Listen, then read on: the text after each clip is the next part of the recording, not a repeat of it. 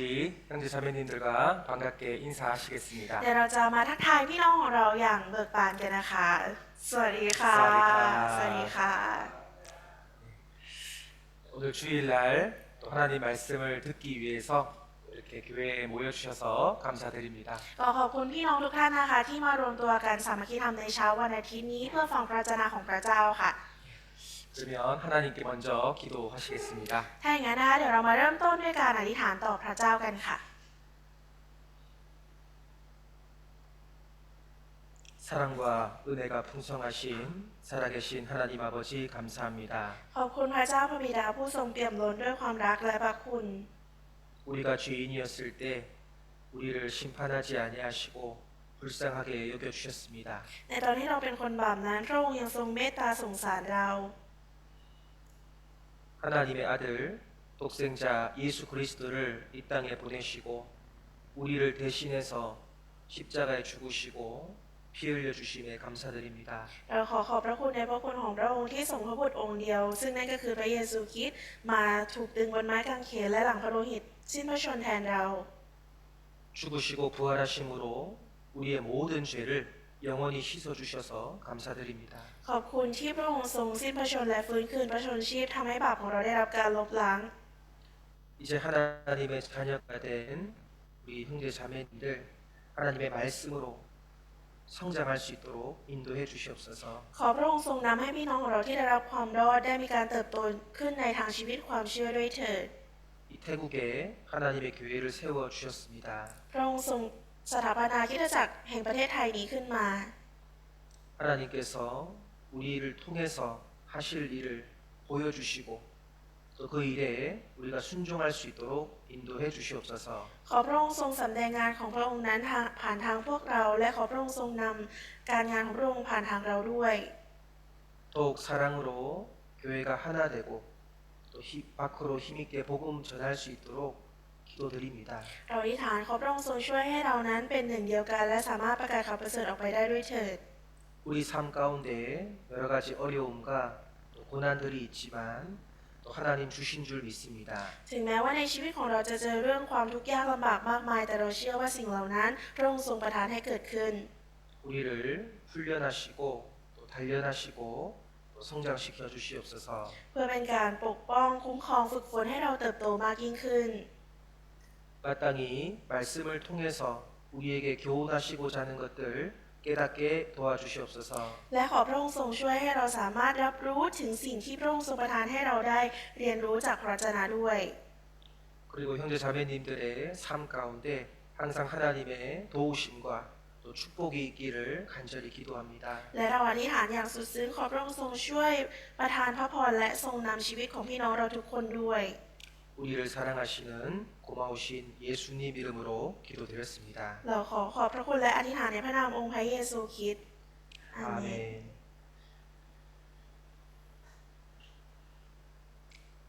네, 시작하는 말씀 신명기 8장 2절 말씀입니다. ก็พระวจนะเริ่มต้นของเราในวันนี้นะคะในพระธรรมเฉลยธรรมบัญญัตินะคะบทที่ 8 ข้อที่ 2 ค่ะ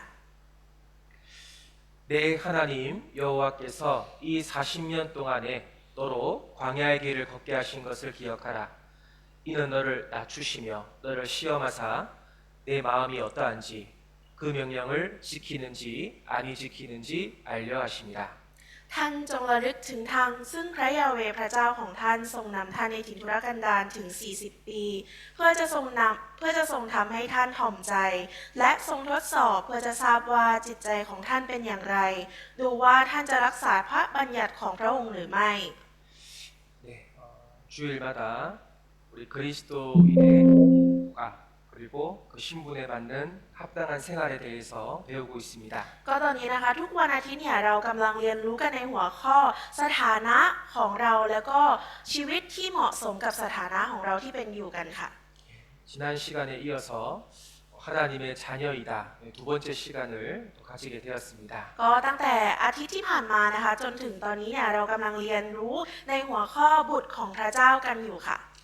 하나님의 자녀가 되었다는 것은 너무나 놀랍고 또 신기합니다. การที่เราได้เป็นบุตรของพระเจ้านะคะเป็นสิ่งที่น่าอัศจรรย์และน่าทึ่งมากๆค่ะ 그러나 우리 삶 가운데에 있어서는 내가 하나님의 자녀라는 것을 실감하기가 쉽지 않습니다. แต่ว่าการที่เราจะรู้สึกการที่เราจะใช้ชีวิตในการเป็นบุตรของพระเจ้าเนี่ยมันไม่ใช่เรื่องง่ายๆค่ะ 그래서 어떤 분들은 저에게 이런 질문을 합니다. บางคนนะคะก็ได้มาถามอาจารย์แบบนี้ค่ะว่า 목사님, 제가 구원을 받고 하나님의 자녀가 되었는데 왜 삶이 이렇게 어렵고 힘이 들까요? อาจารย์คะฉันเนี่ยก็เป็นหนึ่งในคนที่ได้รับความรอดแล้วได้เป็นบุตรของพระเจ้าแล้วพระเจ้าสถิตอยู่กับฉันแต่ทำไมชีวิตของฉันเนี่ยยังยากลำบากอยู่ล่ะคะ 하나님의 자녀라고 배웠는데 내 삶은 너무나 고통스럽기 때문에 그런 실망과 또 시리에 빠진 질문이었습니다. ก็คือเป็นคำถามที่ในการใช้ชีวิตเป็นบุตรของพระเจ้าแล้วพบเจอเรื่องราวความทุกข์ยากลำบากนะคะทำให้เกิดความท้อใจแล้วก็อยากที่จะยอมแพ้ไปค่ะ 그러나 성경을 보면 하나님께서는 하나님의 자녀에게 때때로 그런 고난과 어려움을 반드시 허락을 하십니다. แต่ถ้าเราดูในพระคัมภีร์นะคะเราจะเห็นได้ว่าพระเจ้าเนี่ยในบางครั้งพระองค์ก็จะทรงประทานบททดสอบและความทุกข์ยากเนี่ยให้แก่เราค่ะเพื่อเป็นการฝึกฝนนั่นเอง 대표적인 예시로 하나님께서 이스라엘 백성들을 광야로 인도했습니다. ตัวอย่างนะคะอย่างที่เราเห็นในการที่พระเจ้าเนี่ยทรงนำชนชาติอิสราเอลไปในถิ่นทุรกันดารนั่นเองค่ะ 광야는 춥고 또 덥고 그리고 목마르고 배고픈 곳입니다. ก็ในถิ่นทุรกันดารนะคะเป็นสถานที่ที่มีอากาศหนาวอากาศร้อนมากนะคะแล้วก็มีการหิวกระหายมีการหิวโหยค่ะ 왜 백성들에게 이러한 어려움을 주셨냐면 그들을 하나님은 훈련시키고 단련하기 위해서입니다. ถ้าถามว่าทำไมพระเจ้านะคะถึงทรงประทานความทุกข์ยากความหิวโหยแบบนี้ให้กับชนชาติอิสราเอลนะคะก็เป็นเพราะว่าพระเจ้าเนี่ยอยากที่จะฝึกฝนแล้วก็ทดสอบชนชาตินั้นค่ะ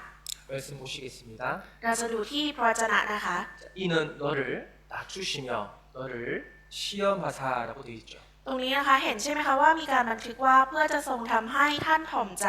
และทรงทดสอบค่ะ 이렇게 어려움이 왔을 때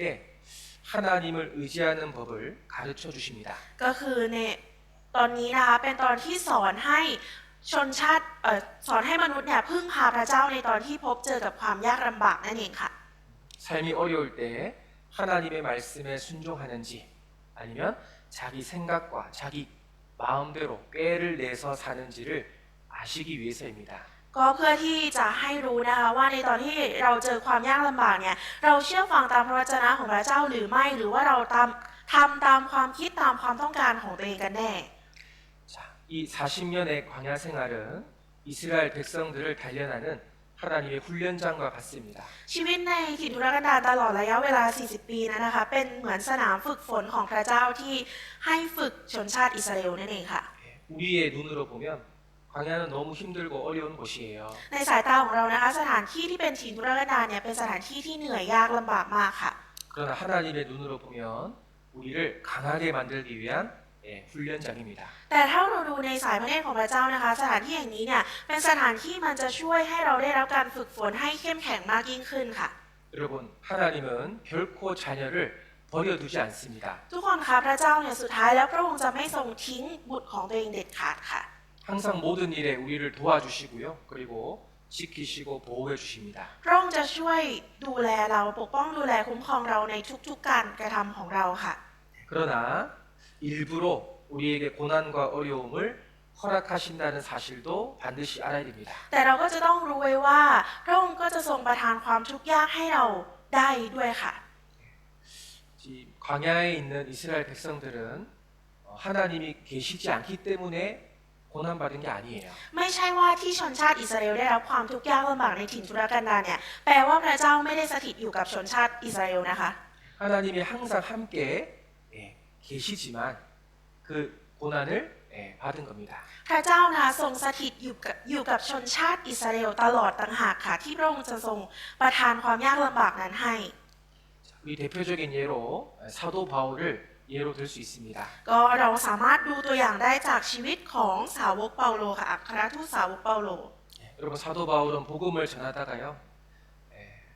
돌에 맞아 죽었다가 다시 깨어나기도 하고 또 또 감옥에 갇히기도 하고요. 수없이 매를 맞았습니다. เปาโลนะคะเกือบจะตาย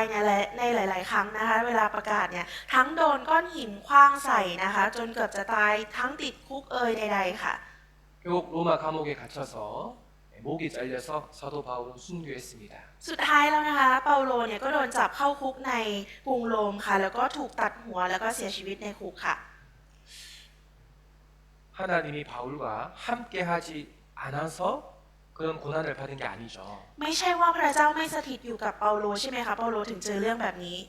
하나님의 뜻은 바로 하나님의 자녀가 고난을 받지 않게 하시는 것이 아니에요. พระประสงค์ของพระเจ้านะคะไม่ใช่ว่าไม่ให้บุตรของพระองค์เนี่ยพบเจอกับความยากลำบากเลยแม้แต่อย่างเดียวค่ะ 그 고난을 통해서 자녀가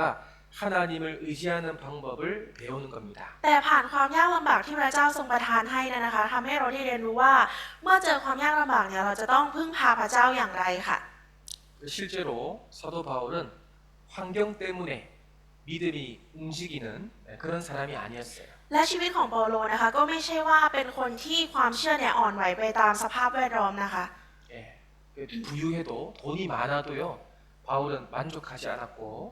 그리고 가난해도 전혀 불평불만하지 않았습니다. แล้วผ่านกระบวนการนี้นะคะเปาโลก็ไม่ได้หลงระเริงเมื่อมั่งมีแล้วก็ไม่ได้ท้อใจในยามยากจนค่ะ 자, 우리는 바울을 통해서 하나님은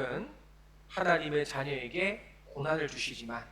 그 가운데 반드시 지켜주신다는 것을 알 수 있습니다. ผ่านเรื่องราวของเปาโลนี้นะคะทำให้เรารู้ว่าพระเจ้าเนี่ยจะทรงประทานความยากลำบากให้เราก็จริงแต่พระองค์ก็จะทรงปกป้องคุ้มครองดูแลเราอยู่ด้วยค่ะ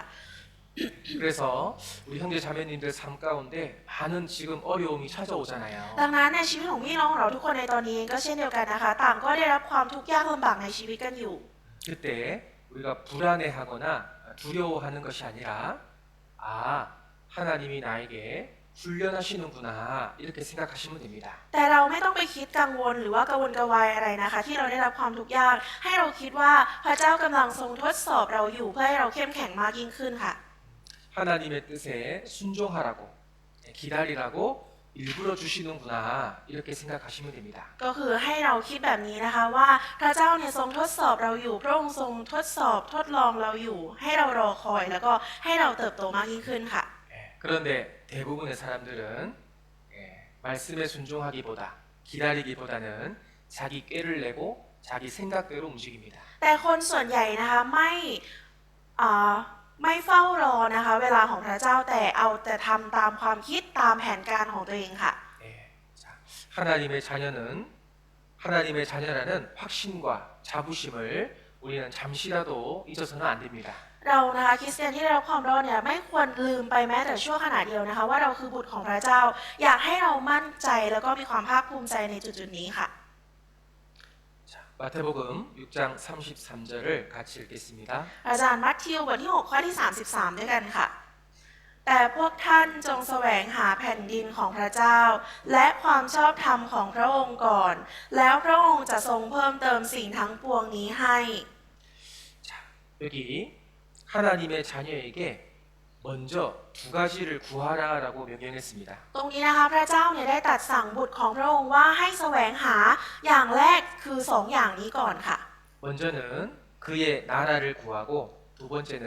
그의 의를 구하라고 했어요. อย่างแรกนะคะคือจงแสวงหาแผ่นดินของพระเจ้าและอย่างที่สองคือจงแสวงหาความชอบธรรมของพระองค์ค่ะ 이것을 먼저 구하면 우리에게 필요한 모든 것을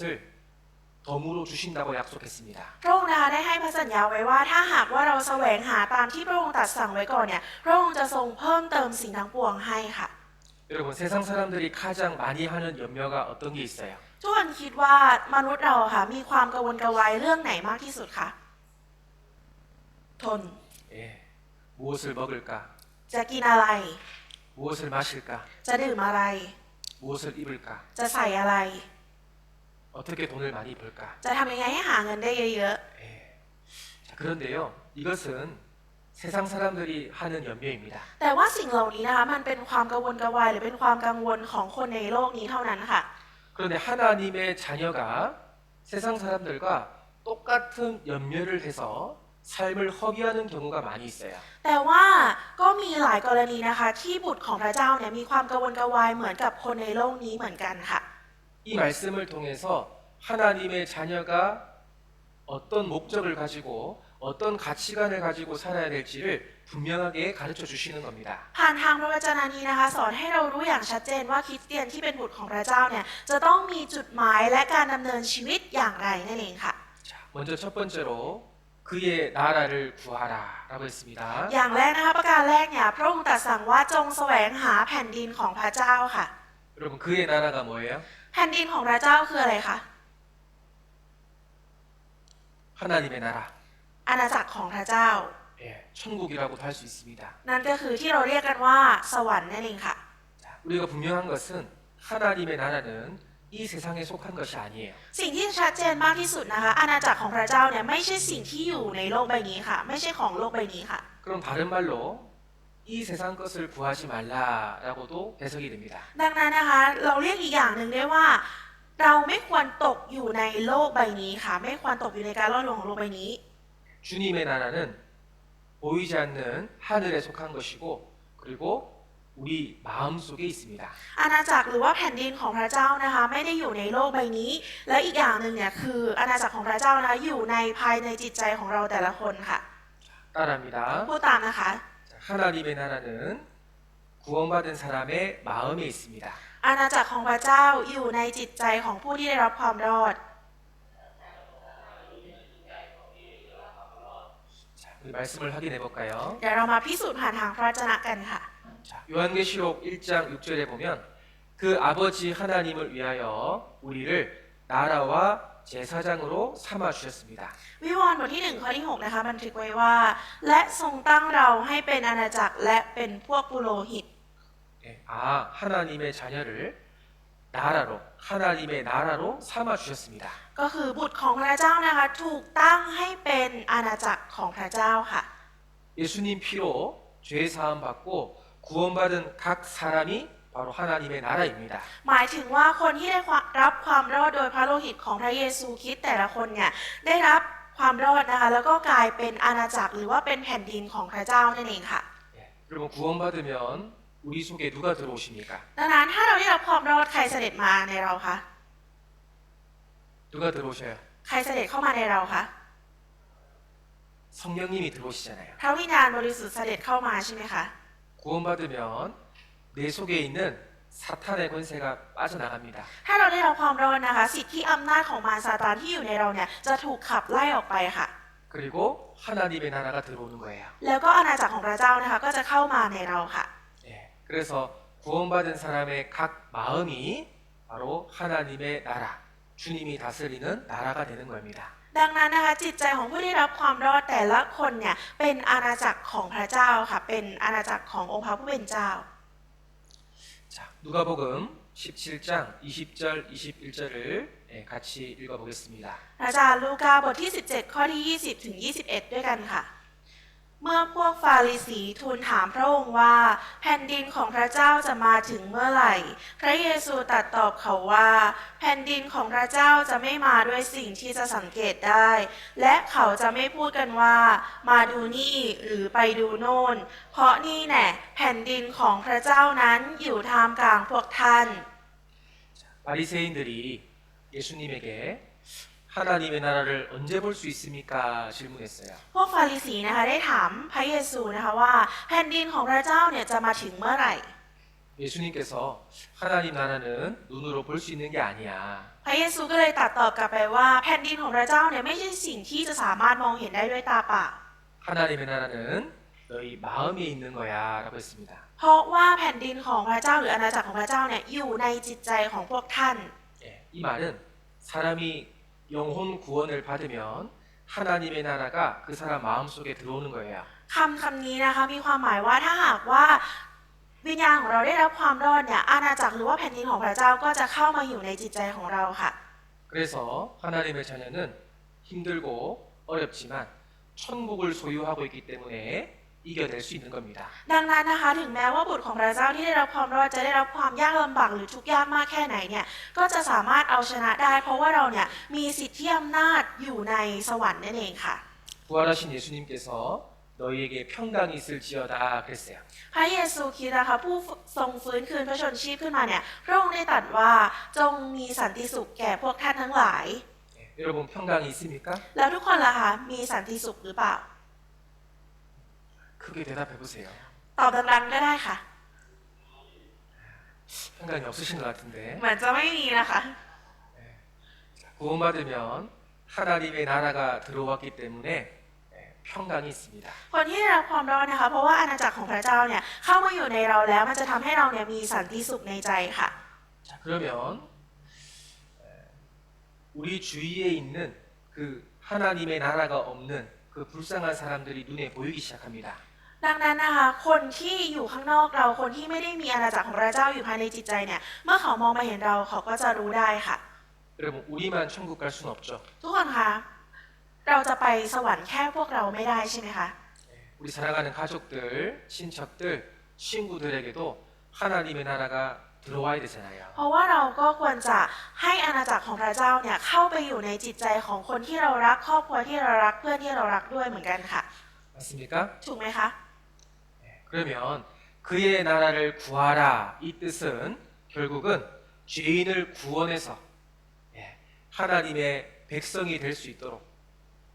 복음을 전파하라라는 뜻입니다. ดังนั้นนะคะความหมายของคำว่าจงแสวงหาแผ่นดินของพระเจ้าเนี่ยมีความหมายว่าให้เราประกาศข่าวประเสริฐให้แก่คนที่ยังไม่ได้รับความรอดคนที่กำลังจะตกนรกนะคะประกาศให้พวกเขาเหล่านั้นได้มาเป็นประชากรของอาณาจักรพระเจ้าค่ะ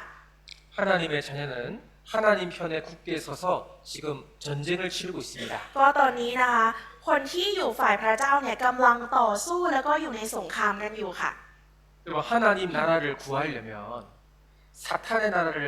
뺏어서 하나님 나라를 확장해야 될 거 아니에요. ทุกคนคะถ้าหากว่าเราเนี่ยจะเข้าไปในอาณาจักรของพระเจ้านะคะเราก็ต้องต่อสู้เพื่อแย่งชิงอาณาจักรของซาตานให้มันหมดไปแล้วก็เพื่อที่จะขยายอาณาจักรของพระเจ้าถูกไหมคะ 우리가 복음을 전해서 예수님을 전해서 그 사탄의 나라를 뺏어야 되는 겁니다. ถ้าเกิดว่าเราประกาศข่าวประเสริฐนะคะประกาศเรื่องราวของพระเยซูออกไปเนี่ยมันคือการที่เราแย่งชิงอาณาจักรนั้นมาจากมารซาตานค่ะ 그래서 하나님의 나라가 각 사람의 마음에, 각 사람의 영혼에 들어올 수 있도록 구해라 이런 뜻이에요. ดังนั้นนะคะตรงนี้จึงมีความหมายว่าจงแสวงหาเพื่อขยายอาณาจักรของพระเจ้าแย่งชิงอาณาจักรนั้นมาจากมารซาตานนั่นเองค่ะ 그리고 이 일은 우리 힘으로 할 수는 없습니다. ทุกคนคะสิ่งนี้เนี่ยมันไม่สามารถทำได้ด้วยพละกำลังของพวกเราค่ะ 누구의 힘이 필요해요? แต่ว่าเราจำเป็นจะต้องพึ่งพาพละกำลังของใครคะ 누구 힘이 필요해요? เราจำเป็นจะต้องพึ่งพาพละกำลังของใครคะ 그래서 구하라고 하신 거예요. ใช่ค่ะ ดังนั้นพระองค์จึงบอกว่าจงแสวงหานั่นเองค่ะ 구하면 아버지는 자녀의 소원을 들어주십니다. ถ้าเราแสวงหาหรือว่าทูลขอนะคะพระบิดาก็จะทรงประทานให้เรานั่นเองค่ะ 자, 여기 정리해 보겠습니다. ตรงนี้นะคะเราได้สรุปไว้ค่ะ 자, 그의 나라를 구하라는 것은 지옥 갈 죄인을 구원해서 하나님 나라에 들어갈 수 있도록 복음을 전파하라는 뜻이에요. คำว่าจงแสวงหาอาณาจักรของพระเจ้านะคะมีความหมายว่าจงประกาศข่าวประเสริฐเพื่อช่วยคนบาปที่กำลังจะตกนรกให้สามารถเข้าไปในอาณาจักรของพระเจ้าได้ 복음을 전해서 하나님의 나라가 각 사람에게 들어갈 수 있도록 간절히 구해라라는 뜻입니다. และต้องแสวงหาหรือว่าร้องทูลขอนะคะแล้วก็ประกาศข่าวประเสริฐเพื่อให้อาณาจักรของพระเจ้าเนี่ยมาถึงแต่ละดวงจิตวิญญาณค่ะ 요한복음 20장 23절 너희가 네 죄든지 사하면 사하여질 것이요 네 죄든지 그대로 두면 그대로 있으리라 하시니라. ในยอห์นบทที่ 20 ข้อที่ 23 นะคะบันทึกไว้ว่าถ้าพวกท่านจะอภัยบาปของใครบาปของพวกเขาก็จะได้รับการอภัย ถ้าท่านไม่อภัยบาปของใครบาปของพวกเขาก็จะไม่ได้รับการอภัย 자, 예수님께서 아버지가 나를 보낸 것 같이 나도 너희 제자들을 보낸다라고 했습니다. พระเยซูนะคะก็บอกว่าตามที่เราได้พระบิดาได้ทรงใช้เรามาอย่างไร เราก็จะใช้ท่านทั้งหลายไปอย่างนั้น 이제 하나님의 자녀 제자들을 선택해서 그 그 나라를 전하러 보내는 거예요. ก็คือพระองค์นะคะได้ทรงเลือกเหล่าสาวกเนี่ยเพื่อที่จะออกไปประกาศในประเทศต่างๆค่ะในอาณาจักรต่าง 자, 우리도 마찬가지죠. ๆ เราเองก็เช่นเดียวกันใช่ไหมคะ 이 태국에 하나님의 나라를 확장하기 위해서 우리를 불러주셨습니다. พระองค์นะคะทรงเรียกพวกเรามาเพื่อที่จะใช้ในการที่เราเนี่ยไปประกาศอาณาจักรของพระเจ้าให้ขยายมากยิ่งขึ้นในประเทศไทยแห่งนี้ค่ะ 맞습니까? ถูกไหมคะ 이 하나님 나라를 전해야 되는데 누구를 보낼 거예요? เราจะต้องขยายอาณาจักรของพระเจ้าแล้วเราจะต้องเรียกใครคะ 예수를 모르는 사람을 보낼 수는 없잖아요. เราจะส่งคนที่ไม่รู้จักกับพระเยซูไปก็ไม่ได้ใช่ไหมคะ 세상에 빠져 있는 사람을 보낼 수는 없잖아요. และไม่สามารถที่จะส่งคนที่กำลังหลงระเริงอยู่ในโลกใบนี้ไปได้ค่ะ 예, 구원받은 하나님의 자녀를 보내시는 겁니다. มีเพียงบุตรของพระเจ้าที่ได้รับความรอดเท่านั้นที่พระองค์จะทรงใช้เราและส่งเราไปค่ะ 그러면서 이 말씀을 하셨어요. ดังนั้นพระองค์ก็เลยตัดพระวจนะตรงนี้ไว้ค่ะ 자, 너희가 누구 죄든지 사하면 사해지고 누구 죄든지 그대로 두면 그 사람은 심판받는다는 거예요. ก็คือตรงนี้มีความหมายว่าถ้าเราอภัยบาปของใครนะคะบาปของคนนั้นก็จะได้รับการอภัย แต่ถ้าเราไม่อภัยบาปของใคร บาปของคนนั้นก็จะไม่ได้รับการอภัยค่ะ 우리가 예수님을 전하면 그 사람 죄가 용서될 것이고 우리가 예수님을 전하지 않으면 그 사람들은 죄 때문에 심판받을 수밖에 없다 이 뜻입니다. ก็คือมีความหมายว่าถ้าหากว่าเราประกาศพระเยซูให้กับคนคนนั้น คนคนนั้นก็จะได้รับการยกโทษบาป แต่ถ้าหากว่าเราไม่ประกาศพระเยซูให้กับคนคนนั้น บาปของคนนั้นก็จะทำให้เขาได้รับการพิพากษานั่นเองค่ะ 그러고 보니까 우리가 너무나 중요한 사람이네요. ดังนั้นพอคิดดูแล้วเนี่ยเราทุกคนคือคนที่สำคัญมากๆค่ะ 예, 우리는 키 열쇠를 들고 있습니다. เพราะว่าเราเป็นผู้ที่ถือกุญแจอยู่ค่ะ 바로 천국 열쇠입니다. นั่นก็คือกุญแจสวรรค์นั่นเอง 자, 천국 열쇠는 영혼을 살릴 수 있습니다. กุญแจสวรรค์อันนี้นะคะสามารถช่วยชีวิตให้อยู่ชั่วนิรันดร์ได้ค่ะ 하나님 자녀만이 천국 문을 열어줄 수 있는 열쇠를 가지고 있는 사람이에요. บุตรของพระเจ้านะคะเป็นเพียงขออภัยค่ะบุตรของพระเจ้าเป็นผู้ที่ถือกุญแจแห่งสวรรค์ที่สามารถไขประตูสวรรค์นี้ได้ค่ะ 하나님의 자녀는 천국의 문을 열어줄 수 있는 죄 사함의 권세를 가지고 있습니다. และบุตรของพระเจ้านะคะมีสิทธิในการอภัยบาปที่สามารถเปิดประตูสวรรค์ได้ค่ะ 예, 예수님이 우리에게 특별히 주신 거예요. พระองค์นะคะทรงพระเยซูเนี่ยทรงประทานสิทธิที่พิเศษให้แก่เราค่ะ 우리가 전하면 그 사람이 죄 사함을 받고 우리가 전하지 않으면요, 예, 열쇠로 문을 열지 않으면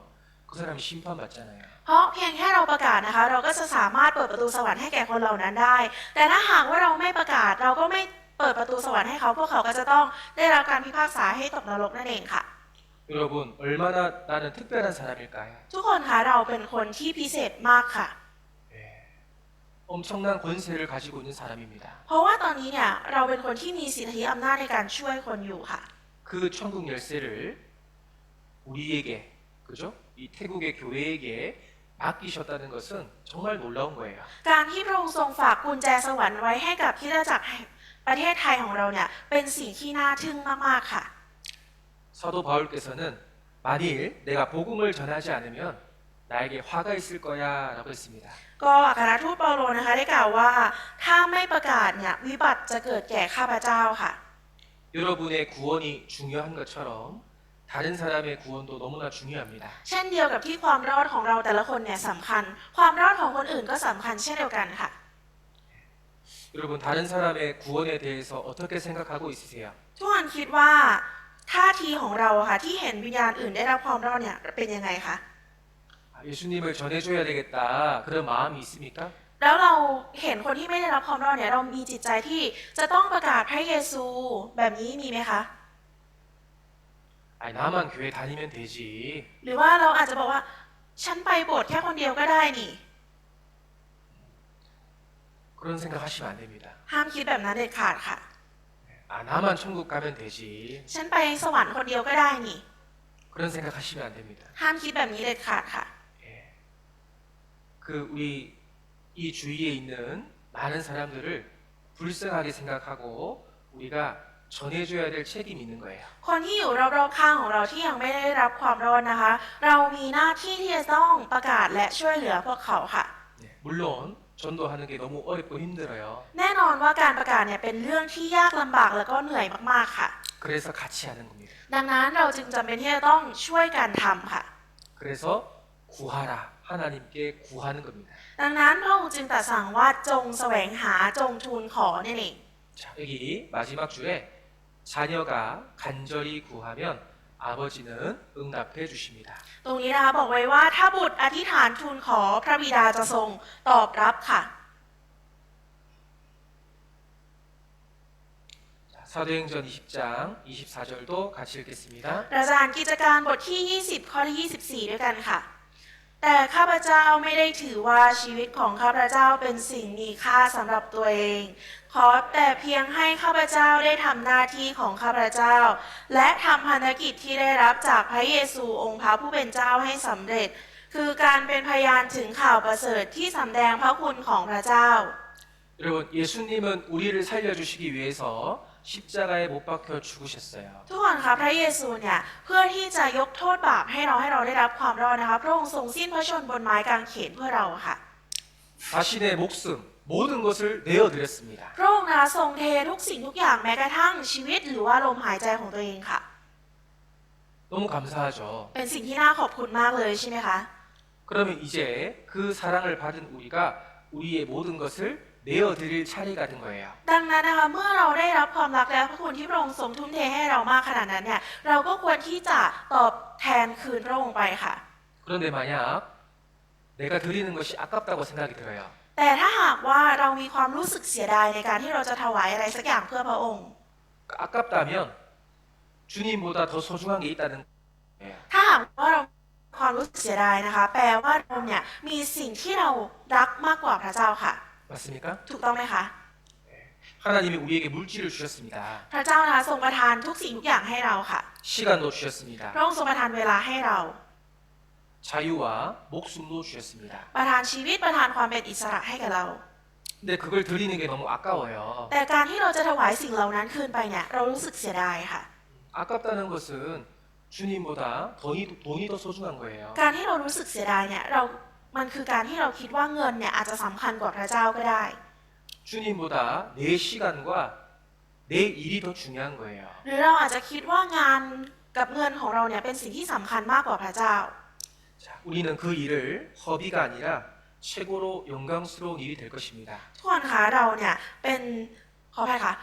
สิ่งที่เราได้รับมาเนี่ยมันไม่ใช่สิ่งที่สูญเปล่านะคะแล้วการที่เราถวายไปก็ไม่ได้สูญเปล่าแต่มันเป็นเกียรติและพระสิริอันรุ่งโรจน์ค่ะ 그래서 하나님의 자녀가 먼저 구해야 될 그의 나라를 구하라. 이것이 너무나 중요한 거예요. ดังนั้นสิ่งแรกที่คริสเตียนที่ได้รับความรอดจะต้องทำนะคะก็คือจงแสวงหาตามที่พระองค์ทรงตรัสสั่งนั่นเองค่ะ 이 목적을 잃어버리고 살면 하나님 얼마나 서운하시겠어요. ถ้าหากว่าเราสูญเสียจุดมุ่งหมายตรงนี้ไปเนี่ยพระเจ้าจะทรงเสียพระทัยมากแค่ไหนคะ 얼마나 슬프실까요? พระองค์จะทรงเสียใจมากแค่ไหน 자, 주님은 나를 위해서 모든 피를 다 쏟으셨습니다. พระเจ้านะคะพระองค์เนี่ยทรงสละเลือดเนื้อของพระองค์ทุกหยดเพื่อเรา 자, 따라합니다. พูดตามนะคะ 하나님의 자녀는 전도자입니다. บุตรของพระเจ้าคือผู้ประกาศข่าวประเสริฐ 자, 눈을 크게 뜨셔야 됩니다. ลืมตาโตๆนะคะ 다시 하나님의 자녀는 전도자입니다. บุตรของพระเจ้าคือผู้ประกาศข่าวประเสริฐ 장사를 하든지 ไม่ว่าเราจะขายของ 공부를 하든지 ไม่ว่าเราจะเรียนหนังสือ 사업을 하든지 ไม่ว่าเราจะทำบริษัททำธุรกิจ 무엇을 하든지 다 하나님 중심으로 하는 거예요. ไม่ว่าเราจะทำอะไรก็ตามนะคะเราควรที่จะตั้งพระเจ้าเป็นจุดศูนย์กลางค่ะ 그런데 만약 내 자신을 위해서 살아간다면 그 삶은 하나님 앞에 아무 의미가 없습니다. แต่ถ้าหากว่าเรายังคงดำเนินชีวิตเพื่อตัวเองนะคะสิ่งนั้นก็จะไม่มีความหมายใดๆต่อเบื้องพระพักตร์ของพระเจ้าค่ะ 다시 마태복음 6장 33절 읽어보겠습니다. เราจะอ่านมัทธิวบทที่ 6 ข้อที่ 33 อีกหนึ่งรอบนะคะ แต่พวกท่านจงแสวงหาแผ่นดินของพระเจ้า และความชอบธรรมของพระองค์ก่อน แล้วพระองค์จะทรงเพิ่มเติมสิ่งทั้งปวงนี้ให้ 자, 두 번째 구해야 될 것, 그의 의를 구하라입니다. สิ่งที่สองที่เราควรจะแสวงหานะคะ นั่นก็คือจงแสวงหาความชอบธรรมของพระเจ้าก่อนค่ะ 그의 의를 구하는 게 도대체 무슨 뜻이에요? คำว่าจงแสวงหาความชอบธรรมของพระองค์ก่อนเนี่ยแท้จริงแล้วมันมีความหมายว่าอะไร 구원을 받으면 새로운 마음을 우리 마음에 넣어 주십니다. ถ้าเราได้รับความรอดนะคะพระองค์จะทรงประทานจิตใจใหม่ให้แก่เราค่ะ 그래서 마음속에서 하나님의 의가 점점점 이루어져요. ดังนั้นนะคะจิตใจที่มีความชอบธรรมของพระเจ้าเนี่ยก็จะค่อยๆเกิดขึ้นเรื่อยๆภายในจิตใจของเราค่ะ 그래서 주변 사람들을 보니까 확실히 구원받은 사람은 삶이 변하잖아요. ดังนั้นพอคนอื่นเห็นชีวิตของเรานะคะเขาจะเห็นว่าชีวิตของเราเนี่ยเกิดการเปลี่ยนแปลงไปแล้ว 네, 술을 먹던 사람이 술도 끊어버립니다. บางคนนะคะเคยกินเหล้าหนักมาก แต่ก็สุดท้ายนะคะเลิกเหล้าไปได้เลยค่ะ 네, 담배를 하는 사람이요 담배도 끊어버려요. ส่วนคนที่สูบบุหรี่หนักๆนะคะก็สามารถเลิกบุหรี่ไปได้เลยค่ะ 시간과 물질을 자기를 위해 썼는데 교회가 복음 전하는데 사용합니다. สมัยก่อนนะคะเคยใช้ชีวิตด้วยการหาเงินมาเพื่อตัวเองทรัพย์สินเพื่อตัวเองนะคะแต่หลังจากนั้นเนี่ยถวายเงินให้คริสตจักรเพื่อเป็นการถวายข่าวประเสริฐประกาศข่าวประเสริฐค่ะ 그래서 내 속에 옛날 사람,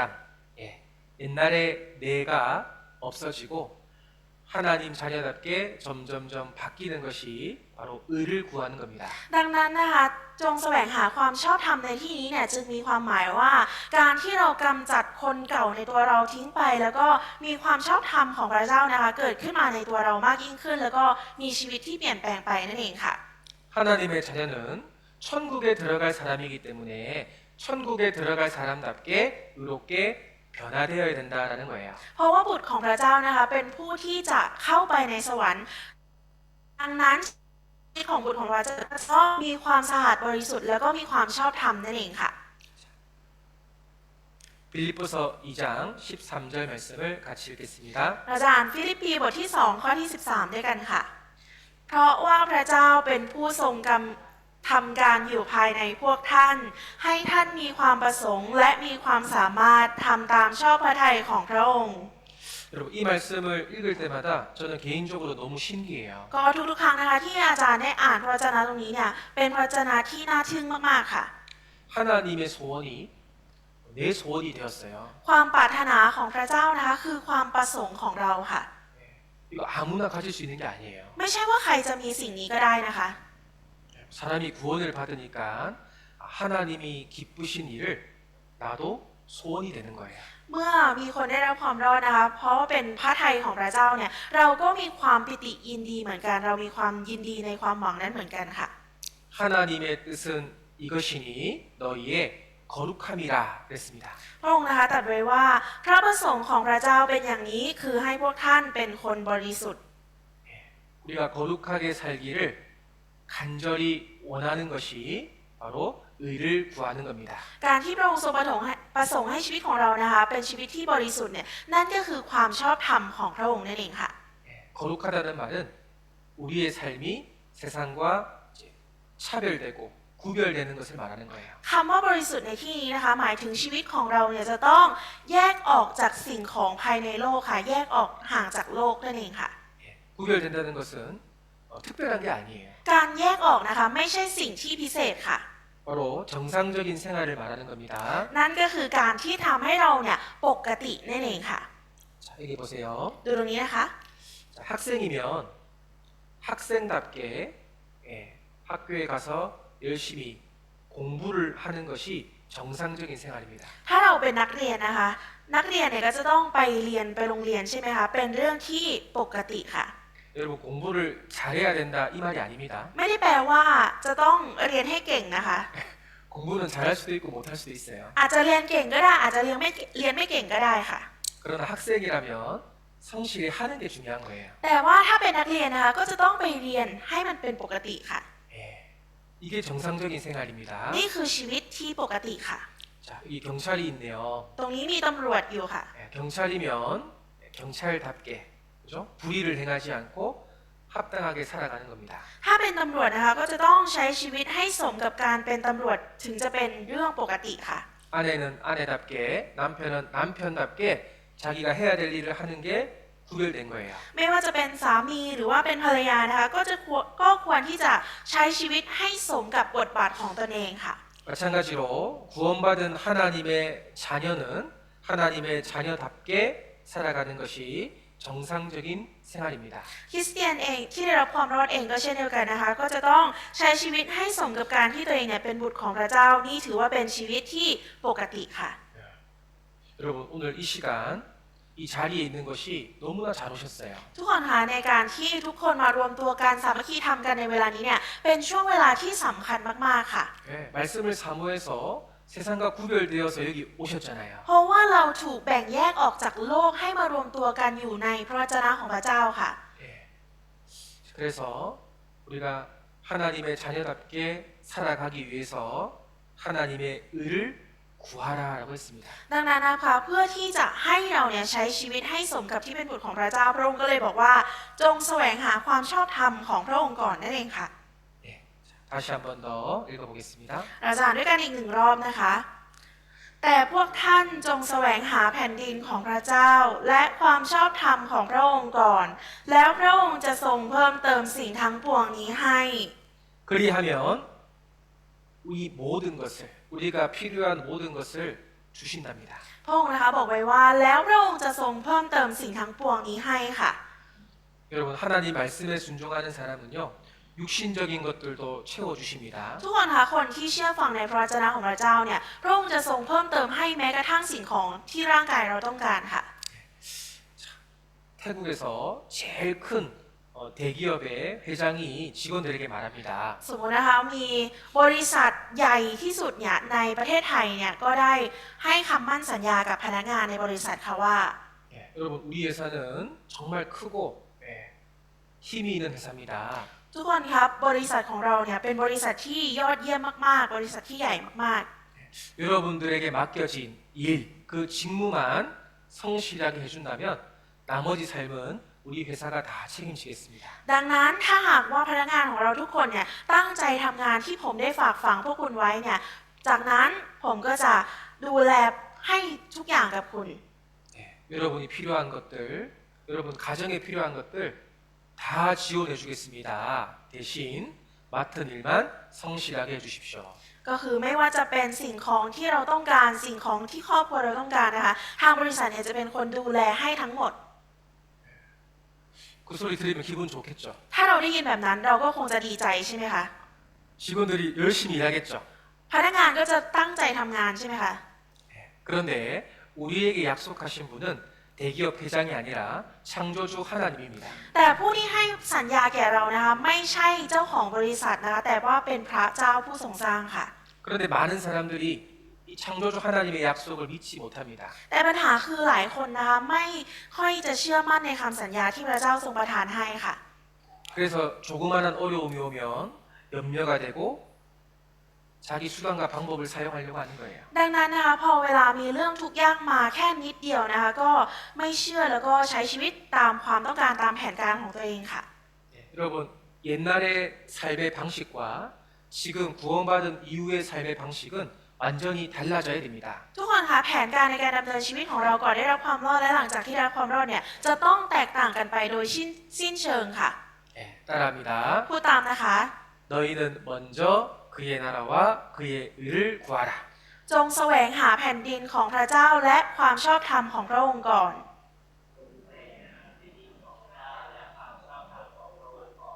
그리하면 이 모든 것을 너희에게 더하시리라. แล้วพระองค์จะทรงเพิ่มเติมสิ่งทั้งปวงนี้ให้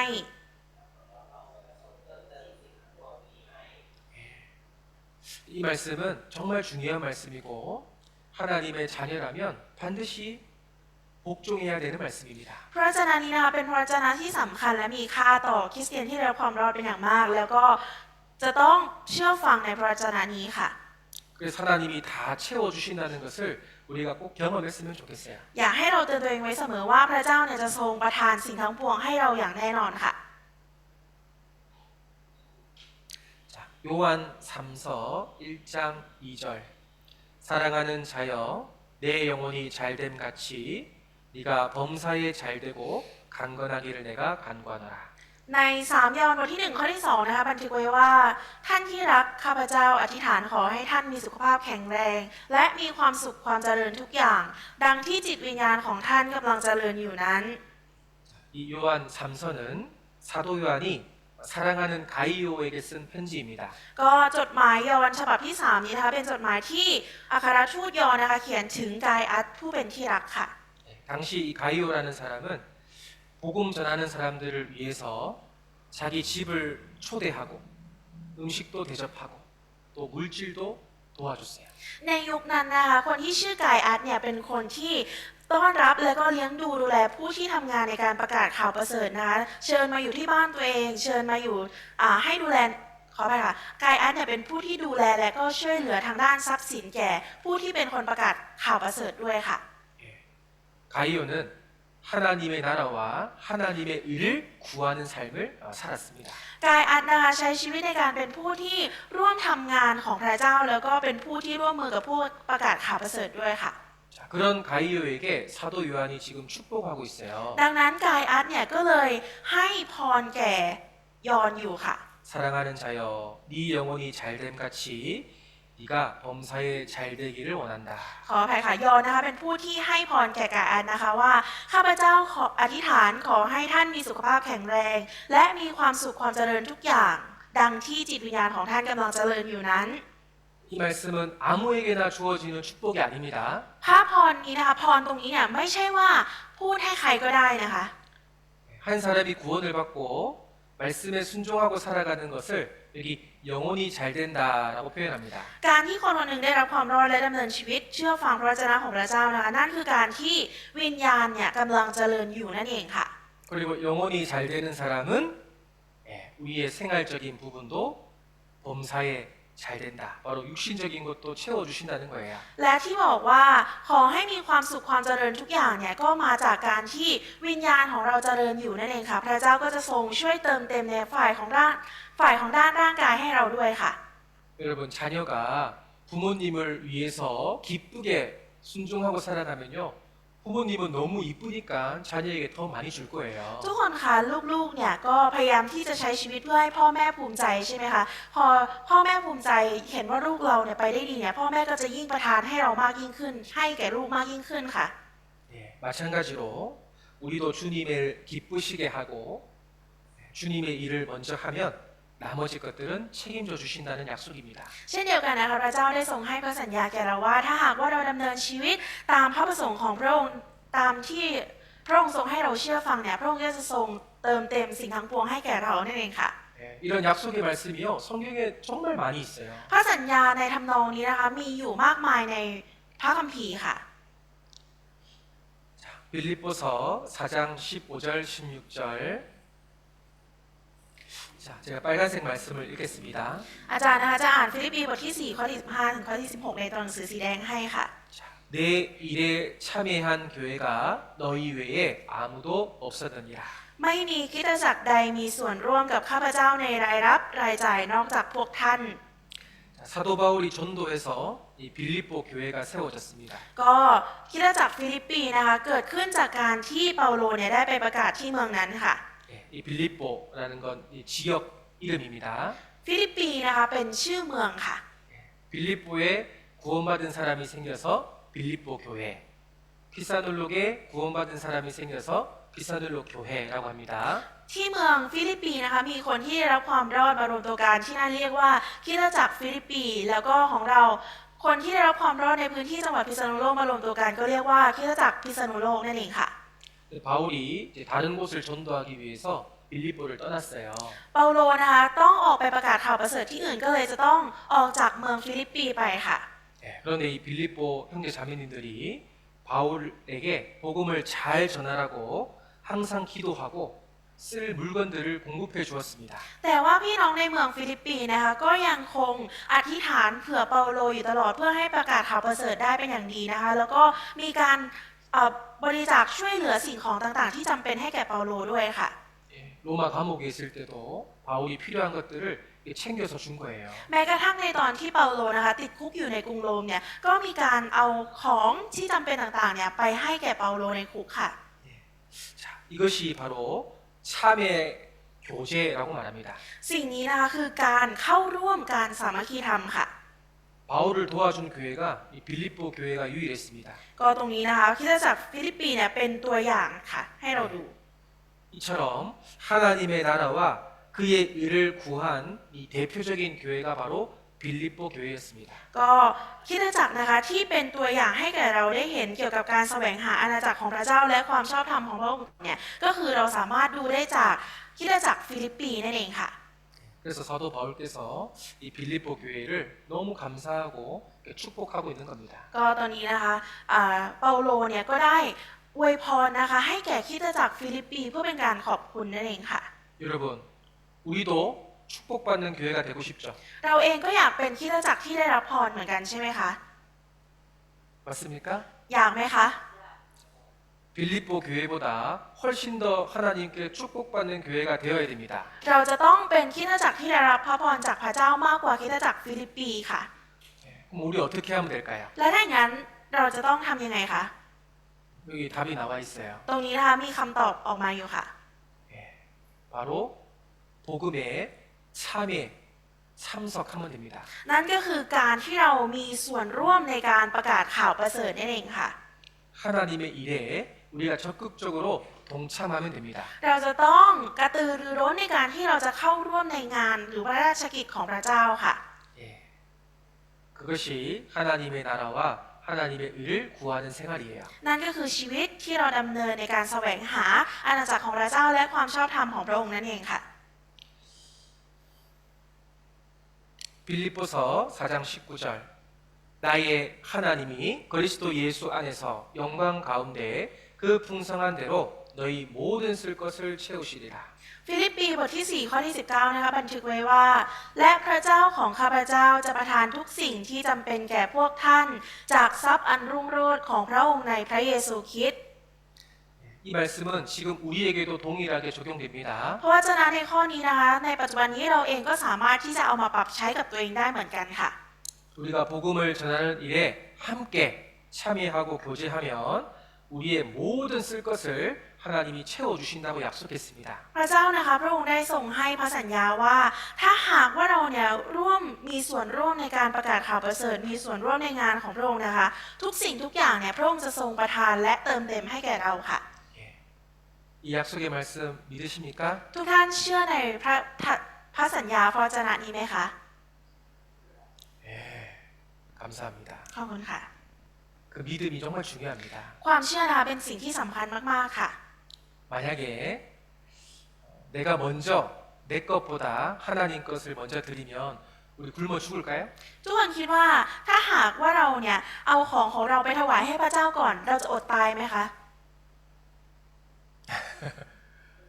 우리가 굶어 죽으면 누가 욕을 먹어요? ถ้าเกิดว่าเราอดตายเราจะต้องด่าใครคะ 하나님이 욕을 먹어요. ขออภัยค่ะพระเจ้าจะถูกด่าค่ะ ถ้าถูกต่อว่าค่ะ 하나님은 하나님의 자녀가 굶어 죽게 절대 안 하십니다. พระเจ้านะคะจะไม่ทรงให้บุตรของพระองค์อดตายเป็นเด็ดขาดค่ะ 자, 여기 보세요. ดูตรงนี้นะคะ 시편 37편 25절을 같이 읽겠습니다. เราจะอ่านสดุดีบทที่37ข้อที่25ค่ะข้าพเจ้าเคยหนุ่มและเดี๋ยวนี้แก่แล้ว แต่ข้าพเจ้ายังไม่เคยเห็นคนชอบธรรมถูกทอดทิ้ง หรือเห็นพงศ์พันธุ์ของเขาขอทาน 하나님의 자녀 의인이 버림을 당하거나 걸식함을 보지 못하였도다. ตัดไว้นะคะว่าไม่เคยเห็นคนชอบธรรมถูกทอดทิ้ง หรือพงศ์พันธุ์ของเขาเป็นขอทานค่ะ 예. 하나님 반드시 자녀는 지켜주십니다. พระเจ้านะคะจะทรงปกป้องดูแลบุตรของพระองค์อยู่แล้วค่ะ 세상 사람들은 자기를 위해서 썩고 없어질 재물을 막 쌓아둡니다. คนในโลกใบนี้นะคะเอาแต่สะสมทรัพย์สินนะคะในโลกใบนี้ที่มันจะสลายหายไปค่ะ 하나님께 소망을 두는 것이 아니라 그 물질에 소망을 두고 사는 거예요. ไม่ได้วางความหวังของตัวเองไว้ที่พระเจ้านะคะแต่ไปวางความหวังของตัวเองไว้ที่ทรัพย์สินที่มันจะสูญหายไปในสักวันหนึ่งค่ะ 그러나 우리는 반대가 돼야 됩니다. แต่เราจะต้องเป็นในทางตรงข้ามกับคนเหล่านั้นค่ะ 먼저 하나님을 위해서 구하면 나머지 것들을 후히 주신다고 약속했습니다. พระเจ้านะคะได้ให้พระสัญญาแก่เราว่าถ้าหากว่าเราแสวงหาสิ่งของที่พระองค์ทรงพอพระทัยก่อนเนี่ยพระองค์จะทรงเพิ่มเติมสิ่งทั้งปวงนี้ให้แก่เราค่ะ 이 땅에서도 축복을 주실 뿐만 아니라 천국 가면요 영원한 상급이 기다리고 있습니다. พระองค์นะคะไม่ได้ทรงประทานพระพรให้แก่เราในโลกใบนี้เท่านั้นนะคะแต่ในโลกหน้าพระองค์ก็จะทรงประทานพระพรอันเป็นสิริรุ่งโรจน์แก่เราอยู่ค่ะ 예, 하나님은 자녀에게 모든 것을 주실 수 있는 분입니다. พระเจ้านะคะเป็นผู้ที่ทรงประทานทุกสิ่งให้แก่บุตรของพระองค์ได้ค่ะ 우리도 아버지에게 모든 것을 받을 수 있는 자녀입니다. เราเองก็เป็นคนที่เป็นบุตรของพระเจ้าที่สามารถรับทุกสิ่งทุกอย่างจากพระเจ้าค่ะ 맞습니까? ถูกต้องไหมคะ 자, 정리하겠습니다. เรามาสรุปกันค่ะ 자, 우리는 거듭난 사람은 하나님의 자녀입니다. ก็คนที่ได้รับการบังเกิดใหม่นะคะเป็นบุตรของพระเจ้าค่ะ 예, 우리에게 어려움이 있는 이유는 바로 우리를 시험하시고 또 연단하시기 위해서입니다. เหตุผลที่พระเจ้านะคะทรงประทานความทุกข์ยากลำบากให้แก่เราเนี่ยก็เพื่อเป็นการทดสอบเราให้เข้มแข็งมากยิ่งขึ้นเติบโตมากยิ่งขึ้นนั่นเองค่ะ 그 어려움을 잘 극복해서 하나님의 귀한 일꾼이 되는 거예요. ก็คือเพื่อที่ให้เราเนี่ยสามารถเอาชนะความยากลำบากนั้นได้ให้เป็นผู้รับใช้ของพระองค์ที่ดีค่ะ 그리고 두 가지를 구하라 그랬는데 첫 번째는 하나님의 나라를 구하라 그랬죠. และพระองค์บอกให้เราแสวงหาใช่ไหมคะประการแรกคือให้แสวงหาอาณาจักรของพระเจ้า 예, 이것은 바로 우리 주위의 그 영혼들에게 하나님의 나라가 들어갈 수 있도록 복음을 전파하라는 겁니다. การแสวงหาอาณาจักรของพระเจ้าในที่นี้นะคะคือการที่เราเนี่ยไปประกาศข่าวประเสริฐให้แก่คนรอบๆข้างของเราที่ยังไม่ได้มีอาณาจักรของพระเจ้า เข้าไปอยู่ในพวกเขาให้อาณาจักรของพระเจ้า เข้าไปอยู่ในพวกเขาได้นั่นเองค่ะ 그리고 두 번째 하나님의 의를 구하라는 것은 우리가 구별되고 거룩해지고 정상적인 삶을 살 수 있도록 기도하라는 겁니다. แล้วก็อย่างที่สองนะคะแสวงหาความชอบธรรมของพระเจ้าเนี่ยมีความหมายว่าให้เรานะคะใช้ชีวิตด้วยความบริสุทธิ์นะคะแล้วก็อธิษฐานวิงวอนขอต่อพระเจ้าค่ะแล้วก็ให้ใช้ชีวิตดำเนินชีวิตให้ถูกต้องและเป็นปกตินั่นเองค่ะ 그리하면 하나님이 다른 것 모든 것을 채워주신다고 했습니다. ถ้าเราทำเช่นนี้แล้วนะคะพระเจ้าจะทรงเติมเต็มสิ่งทั้งปวงนี้ให้แก่เราค่ะ 예. 이해되십니까? พอจะเข้าใจใช่ไหมคะ 예. 자, 이 말씀을 우리가 계속해서 배우고 있습니다. เพราะฉะนั้นในหัวข้อเรื่องนี้นะคะเราก็จะเรียนต่อกันไปเรื่อยๆค่ะ 자, 우리는 하나님의 자녀라는 자부심을 가져야 됩니다. เราจะต้องรู้ไว้เสมอว่าเรามีฐานะเป็นบุตรของพระเจ้าค่ะ 예. 자녀는 절대 망하지 않습니다. แล้วบุตรของพระเจ้าเนี่ยจะไม่มีวันพินาศค่ะ 예. 우리 이 복음을 위해서 예, 같이 마음을 모았으면 좋겠습니다. อยากให้ทุกคนนะคะร่วมใจกันเพื่อการประกาศข่าวประเสริฐนี้ค่ะ 예. 기도하고 마치겠습니다. เราจะอธิษฐานแล้วก็จบการเทศนาในวันนี้ค่ะ 우리를 죄 가운데서 구원하여 주신 하나님 아버지 감사합니다. ขอบคุณพระเจ้าพระบิดาผู้ทรงช่วยเราให้รอดจากบาป 예수님의 피로 거듭나게 하시고 또 하나님 자녀 삼아 주셔서 감사합니다. ขอบคุณที่พระองค์ทรงให้เราได้รับการบังเกิดใหม่โดยพระโลหิตของพระเยซูคริสต์และได้เป็นบุตรของพระเจ้า 그 십자가의 큰 사랑과 은혜를 날마다 묵상할 수 있도록 도와주시옵소서. ขอพระองค์ทรงช่วยให้เราใคร่ควรในทุกๆวันเกี่ยวกับพระคุณของพระองค์บนไม้กางเขน 우리에게 맡기신 일을 게을리하지 않고 책임을 다할 수 있도록 능력을 주시옵소서. ขอพระองค์ทรงประทานพละกำลังในการที่เราจะทำงานของพระองค์ที่พระองค์ทรงฝากไว้แก่เรา 먼저 하나님의 것을 구할 때에 나머지 것들을 주신다고 약속해 주셨습니다. พระองค์ทรงสัญญากับเราว่าถ้าหากว่าเราแสวงหาสิ่งที่พระองค์ทรงพอพระทัยก่อนพระองค์จะเพิ่มเติมสิ่งทั้งปวงนั้นให้ 순종함으로 복을 받는 우리 형제 자매님들 되기를 간절히 기도합니다. เราอธิษฐานขอให้พี่น้องของเราเชื่อฟังและก็เป็นผู้ที่ได้รับพรด้วย 오후에 있을 또 전체 모두에도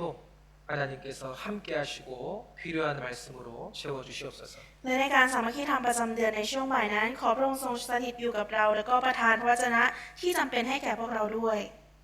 우리를 사랑하시는 고마우신 예수님 이름으로 기도드렸습니다. เราขอขอบพระคุณและอธิษฐานในพระนามองค์พระเยซูคริสต์อาเมน 아멘.